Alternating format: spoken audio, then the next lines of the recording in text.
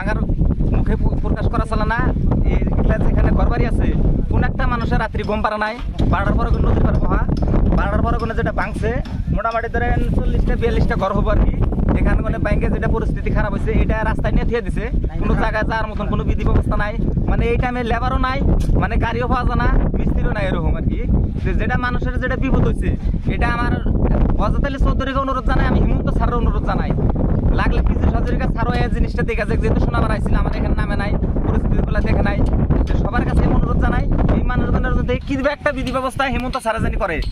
কারো মাটি কিনবার দম নাই, কিংবা একটা প্ল্যাটফর্ম হোক বা যে কোনো বাজেট হোক ঘর বাড়ি টানার জন্য কিংবা একটা বিধি ব্যবস্থা জানি হিমন্ত স্যারের আমি পেজ দেখো অনুরোধ এটা রইল আমার, এই লোকগুলার কি একটা বিধি ব্যবস্থা জানি করে। সম্পূর্ণ মানুষ এগুলা গুয়াহাটি খাটা মানুষ, রাত্রে 12টার সময় গাড়ি রিজার্ভ করে ওই ঘরের একজন আছে নাম দেনার দিন, উনি রাত্রে 12টার সময় এসে গাড়ি রিজার্ভ করে গুয়াহাটি মানে হাজিরা করা মানুষ আহের দিনে ঘর ভাঙা দোষে। তার কারণে এটা উপায় নাই এখন ঘর না হারাইলে, মানে ঘর তো কারণ নিজের বসার ঘর না, সব দুঃখী মানুষ, সব সরকারের বিপিএল করে এগুলা।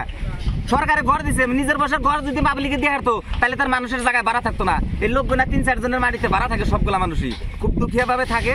তো এটা আমার সরকারের কাছে অনুরোধ, হিমন্ত স্যারের কাছে অনুরোধ, রফিকুলের কাছে অনুরোধ করে লাভ নাই। ওনারে বিধায়ক বানাইছে, আমরা খুব বেকার বিধায়ক বানাইছে, 10 লাখ ভোটে বানাইছি। উনি যেটা ভোটের টাইমে যেটা ভয় দেখে ভোট নিছে, বিজেপির ভয় দেখে যে আমাকে ভোট না দিলে বিজেপি সেন্ট্রালে বিজেপি সরকার হইলে কিন্তু মুসলমান সব দেশে করে খেতে দিব। তা আমি দেখতেছি 10 বছর ধরে বিজেপি সরকার, আজ পর্যন্ত মুসলমান খেতে দেয় না।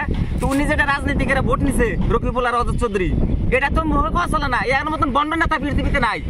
তো সবার কাছে অনুরোধ করি, হযরত আলী চৌধুরী যেগুলা চেলাফেলা আছে আমার এই দক্ষিণ পারে, ওই চেলাফেলা গুলা আবাদত তো দেখা যায় যে মানুষের পরিস্থিতি গুলা কিরকম। তার কারণ এই কথাগুলো দুঃখের বিষয় কমু ভাই, এই নেতাগুলো আইলারা সাধারণ গরিব মানুষ বগলে বিরবার দেনা কয় সারে ব্যস্ত আছে।